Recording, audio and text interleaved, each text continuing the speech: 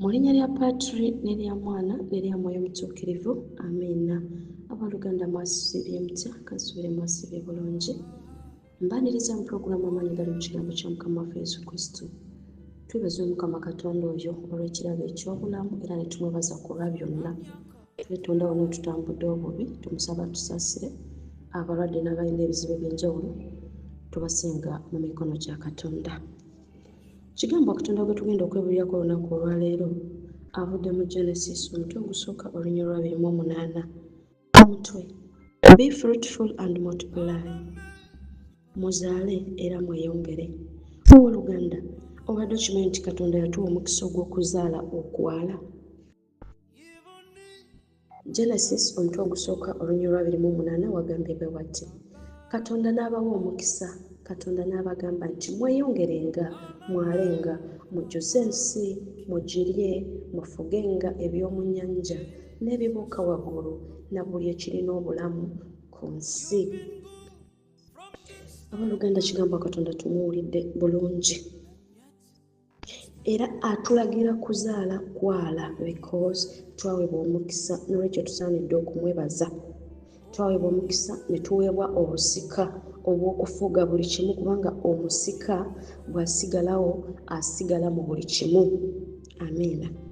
Kati bwe tutaazaale baani abanaabisigalamu? Atugamba ku multiplying, not to subtract. Ffe tuli busy tuli mu kuyonoona command oba mu kuwakana na command ya Katonda eri obufumbo. Genesis omutwe ogusooka olunya lwa 28 is a command for humanity, both male and female, to be fruitful, multiply, fill the earth and subdue it.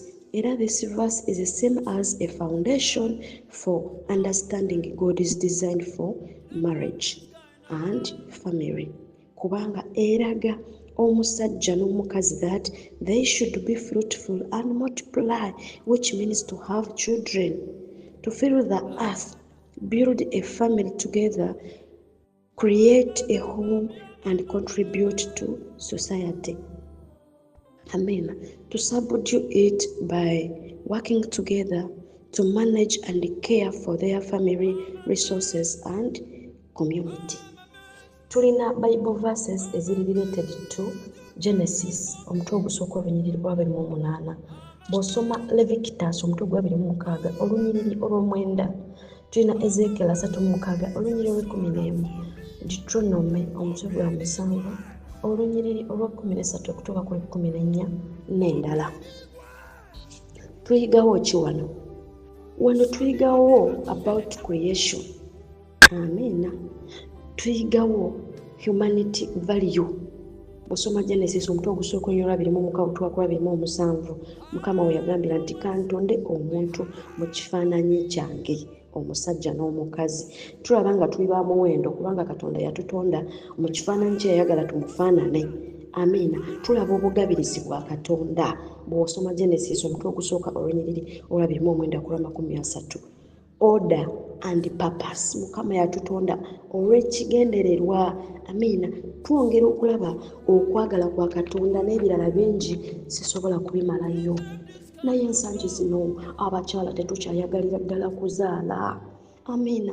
Omusajja n'akuwasa n'akusasula ewamu ebintu eby'omuwendo n'okomekereza ng'ozadde obwana kamu bubiri n'omulaga nti gwe omaze.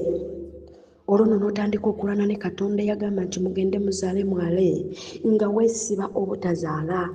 Bangi tukozesezza ebintu eby'enjawulo mu mibiri gyaffe okusobola okuziyiza okuzaala, ekintu eky'obulabe ennyo eri emibiri gyaffe ate n'eri Katonda ng'abakkiriza. Bangi tukozesa artificial family planning ez'obulabe. Amiina. Eri obulamu bwaffe okugeza ng'empiso, empeke, implant n'ebirala. Ne tuteeka obulamu bwaffe mu matigga, ne twonoona God's design for marriage. Eri mu Genesis omutwe ogwokubiri olunya lwa 24 we yagambira nti omusajja kyanavanga aleka bazadde be ne yeetaba ne mukazi we, nabo banaabanga omubiri gumu. Awutukamu yakyo kiki? Kufuna ssanyu na kuzaala baana. Owooluganda, ampuliriza. obadde okimanyi nti okukozesa artificial family planning buba butamanya ate era kibi naddala eriffe abakkiriza. Ezo chemicals ze tweteeka mu mibiri nti za bulabe nnyo eri obulamu bwaffe n'eri Katonda, because tulina nakyo family planning Mukama Katonda gye yatukolera. Mujja kwebuuza ate embi ntya eri emibiri gyaffe zireeta endwadde igi ebizimba, cancer, pressure, zisobola n'okusiriza amagi gonna bw'oba nga tozaalangako n'otazaala, bw'oba nga wazaalako n'onoonya omwana n'akubula. Zino artificial family planning, ono sitaani yali mu kutambula okujja okubuzaabuza abaana ba Katonda okubajja ku mulamwa. Akomekkereza nga zipromotinze bwenzi mu maka, kubanga oyenda okimanyi ndi ku famire sijja kuzaala.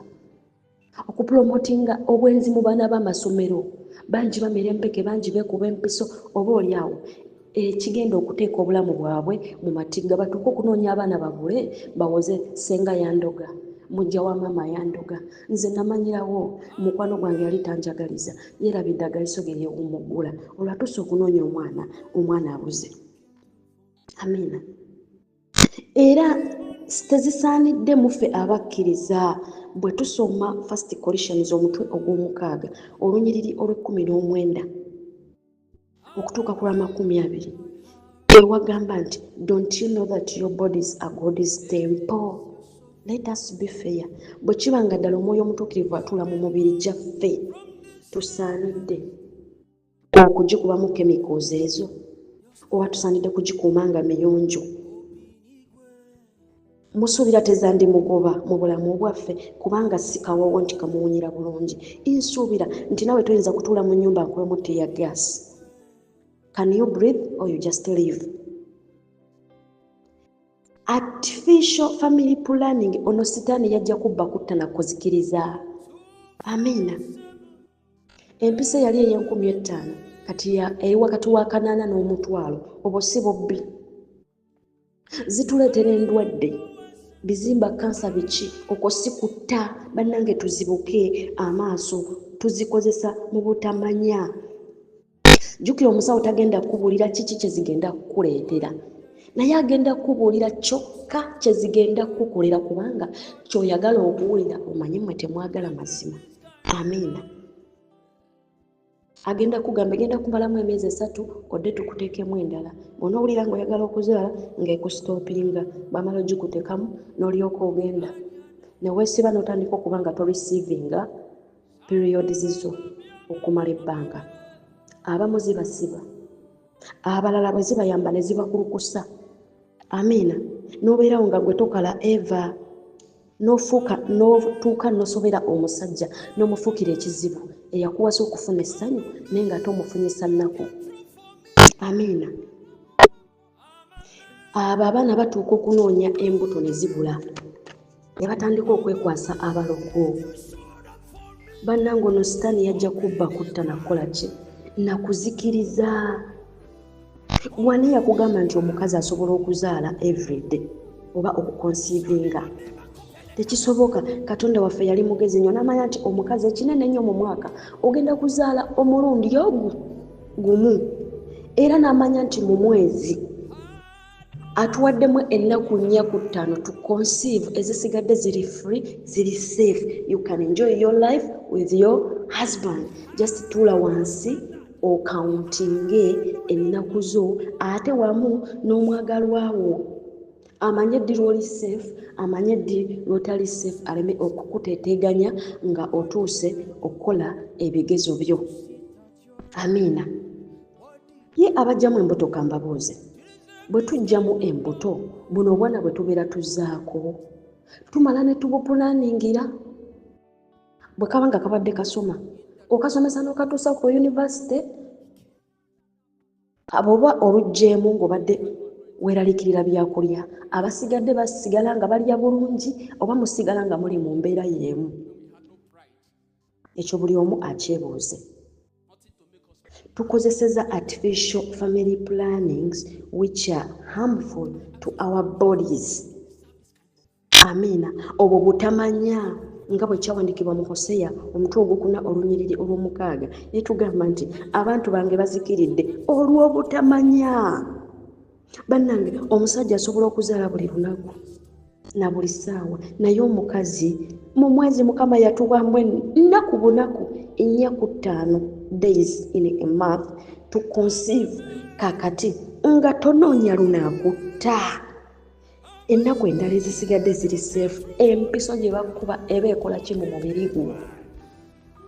Lwaki temuzibuka maaso n'empeka bazimirira ku conditions? Oba ogenze mu meeting oba tugeze mu meeting olina okugimira.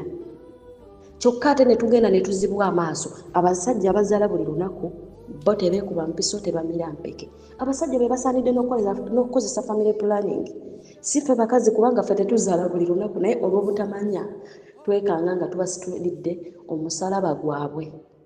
Ffe ne twekuba agayiso, ne tumira agaweke, ne twetisonseko ebintu, ne tulwalira obwereere olw'obutamanya. Owooluganda, obadde okimanyi nti ye abaana kirabo okuva eri Mukama Katonda, era omuzadde aweebwa ekitiibwa ne mu Buganda naddala. Ojje weefiise nga tozadde n'olumbe tebali kwabiza. Abaana mukisa eri obufumbo, era abaana bwe bufumbo gw'ojja bubeeremu nga tozaala olaba oba onoofuna eddembe. Amina. N'Omuganda agamba nti obufumbo ye mwana. Bane twagala abaana naye bangi tebaagala kuzaala, bangi tuzifuna ne tuzijjamu, abalala tukozesa amadagala okuziyiza okuzaala. Bw'osoma Psalms 127 olunyiriri olwokusatu, it celebrates children as a blessing. Amina. Gwe weebuuze, omugumba atazaala kiki ky'olina kyatalina oba kiki ky'okola kyatakola? Meeting eza buli mwezi azigendamu nga ggwe. Amina. Omusajja amulina, ensirika azituulamu everyday, olubuto alulina n'amabeere agalina. Lwaki teweebaza ekisa Mukama kyakuwadde? Gwe n'olufuna mu butuufu n'olugjamu. Amina. Gwe noddira amagi gonna n'ogwokya n'empiso omulundi gumu, naye nga tetulina nakyo family planning Mukama Katonda gye yakola. Bw'olimanya nti omukazi mu mwezi alina ennaku 3 ku 4 z'afuniramu olubuto oba 5, endala ziri safe, toliddayo kwekuba chemicals mu mubiri gwo nti obadde okikozesa butamanya. Amina. Bwe twongera ne tusoma 1 Corinthians omutwe ogwokutaano olunyiriri 1 Corinthians omutwe ogw'omusanvu olunyiriri olwokutaano etugamba temwegayaliriranga wabula mpozi nga mulagaanye akaseera. Abasinga beegayalirira because eddagala lino lye beekuba bambi olw'obutamanya libamalako obwagazi. N'atuuka okulaba omusajja nga mbagambe ntya nga ekizibu mu maka nti n'emmotoka y'omusajja agiwulirira eri n'agamba atuuse lubadde, talina ssanyu lyakola ki, talina ssanyu lyafuna olw'eddagala lye yeekuba mu mubiri gwe. Amina. Eddagala litumazeeko essanyu, ekivuddemu ntalo mu maka, kulwana, kuyomba, kutandika bwenzi. Anti omuntu ayenda akimanyi tagenda funa lubuto. Omusajja n'agenda ku kyeyo, omukazi n'asigala ng'afumbiddwa. Amina. Nalyoka yeekuba family planning kubanga agamba omusajja okumusanga n'omwana yakiri amusanga n'essiriimu. Ekiviiriddeko obutemu mu maka, anti bw'anadde agenda kutema, ekiviiriddeko abafumbo obuteewa kitiibwa. Amina. 1 Corinthians omutwe ogw'omusanvu olunyiriri olwokuna etugamba the wife doesn't have authority over her body but the husband does. Naye kati ffe munnange olw'okuba twekuba eddagala, kati eddagala lyerina authority eri obulamu bwaffe, lyerimanya di lw'onooyagala omusajja, di lw'onaabeera tomwagala nti anti jjo lyerikola ki, lyerikuvuga, lyerikusalirawo. amiina. Era ne ku basajja bwe kityo. Bw'oba oyogera n'osoma Colossians omutwe ogwokusatu n'olw'ekkumi n'omunaana okutuuka ku lw'ekkumi n'omwenda, etugamba abakazi tubeere submissive eri abasajja. Era 19 ewooninga abasajja obutabeera bakambwe gye tuli. Lwaki omusajja atuuka okukambuwalira mu maka? Kulemererwa byakutwala. Amiina. Kulemererwa kumuwa ssanyu lye yakunoonyaamu. Yakuwasa lwa nsonga. Amiina. Teyakuwasa nga mukuumi waka. Yakuwasa nga alina byakusuubiramu, naye bw'aba nga tabifunye aba agenda kuwuttula. Kaba kaweddemu. Oba ojja kuddayo kewasengaawo. Muba mujja kuzaayo ebintu bye yasasula. Amiina. Naye bwe tunaabeera submissive eri abasajja, n'abasajja nabo ne babeera nga batuwuliriza, tugenda kubeera nga tusobola okuteeseza famire zaffe. Bannange tusobolera ddala okusipeesingira ddala abaana nga bajjajjaffe mu natural family planning Katonda gye yatuteerawo. Amiina. Ne tubasipeesinga bulungi. Yes, kigambo Katonda tugembe tuzaale tuwale, naye ate si lwono ozaala ne bw'otaasobole kulabirira kubanga it's a command. Naye obazadde otya? Okozesezza ki? Ky'okozesa kireseewo obulamu bwo oba kimazeewo obulamu bwo? Colossians 3:19 abasajja muleme kubeera bakambwe eri abakyala. Omukyala bw'akunnyonnyola nti munnange hani olwaleero siri bulungi, ndi mu bibuuzo oba imbulayo ennaku 3 ntuule pepa yange, omusajja wuliriza. Naye bangi temuwuliriza bakyala. Olw'omululu, olwa lust, olwa bividiyo by'olabye, olwa bisitayiro by'olabye, olw'emisomo gy'abasenga gy'ogenzeemu, ojja oleeta lust ku mukazi agenda okutuula ebibuuzo bye, ku mukazi agenda okwawulibwa oba yawuliddwa. Amiina. Ate nga kibi era kya muzizo eri Katonda kubanga gugalabikanga amawemukirano. Bw'osoma Leviticus omutwe ogw'18 olunyiriri olw'19 we yagambira nti so tosembereranga omukazi ng'ayawuliddwa olw'obutali bulongoofu bwe. Bangi mubasemberedde ne mwetaba nabo nga si balongoofu. Olwa lust, olw'obutagumiikiriza. Amiina. Olw'okwaka okwo leka wabeerawo communication wakati mu baagalana, muteese eddi lw'oli safe, ddi lw'otoli safe. Ennaku zino bw'onoozibala n'omwami wo kigenda kuwa emirembe. Twetaagisa obugumiikiriza mu bufumbo. Olaba tubwetaagisa no ku mirimu. Amiina. Leka wabeerewo obugumiikiriza. Mugumiikirizaŋŋane nga mu nnaku ezitali entuufu. Mu nnaku z'omukyala ez'okutuula ebibuuzo omukyala muwaakadde atuule ebibuuzo bye, bw'anaabimala dde akusanyuse. Si kirungi kubeera na mukyala ng'ayawuliddwa ng'agenza okutuula ebibuuzo bye. Amiina. Bw'osoma 1 Colossians omutwe ogw'omukago14 etugamba let all you do be done in love. Bannange n'okugumiikiriza okulimu okwagala nakwo kulina engeri gye kunyumamu nti oli ne bw'abeera akubanja akugamba atofaayo ojja kuleeta. Okwo kugumiikiriza kulimu okwagala. Bw'onoofuna onampa. Sooka omaliriza ekizibu kyo. Naye okugumiikiriza okutaliimu kwagala. Nze nakulabirawo nti ne bw'onozitwala tojja zizza. Ye wali ogenda kuziggyawa ozizirize. Nze kyonna kimanya. Okitegeera. Naye nga bw'otozimpadde naye tojja kufuna ndala. Okwo kugumiikiriza kulimu okwagala. Okugumiikiriza okulimu okwagala ne mu bufumbo, omukazi bw'ona ogenda okukyala, omusajja agenda kugumiikiriza akulindodde nga taleese mukazi mu nju omulala. Okugumiikiriza okulimu okwagala ne bw'onoobeera ng'okyali mu nnaku zo oyawuliddwa, omusajja ajja kugumiikiriza, ajja kimanya kyaya mukazi wange ali mu pepa ze, asooke mmuleke. Amiina. Omusajja ajja kubeera aweya. Akimanye nti omukazi wange olubuto lukuze kamuwaakadde. Omukazi wange yazadde kamuweeyo ka piriyodi akamumala. Okwo kugumiikiriza kulimu ekisa era kulimu okwagala era buli kimu oba okikoze mu kwagala. bannange tubeerenga abantu abakulu mu nsonga ezimu. Amiina. Sisuubira nti ennaku 4 ku 5 ku muntu gw'oyagala zisobola okumugumiikiriza, zisobola okugaana okumugumiikiriza nga mubadde mu mukwano. Nva mu kigambo wa Katonda ono nga mbajjukiza nti atugambye tuzaale twale. Amiina. Tuzaale twale, naye tuzaale ab'ekigero be tusobola okulabirira. Amiina. Abakozesa artificial family planning ndowooza mukitegedde. Tuzikozesa lwa butamanya kubanga tulina Katonda gye yatukolera eyannakyo. Amiina. Gye ziri mu ddwaliro osobola okugenda ne bazikuguza ezo beads, bazita moon beads, n'otandika okubala safe days zo mu bulungi n'owona agalwadde, n'owona okufa pressure. Amiina. Sigambe nti pressure mpisa zokka ze zireeta n'ebira naye kale ku sayidi eyo ye obeere nga ekyo kikoze.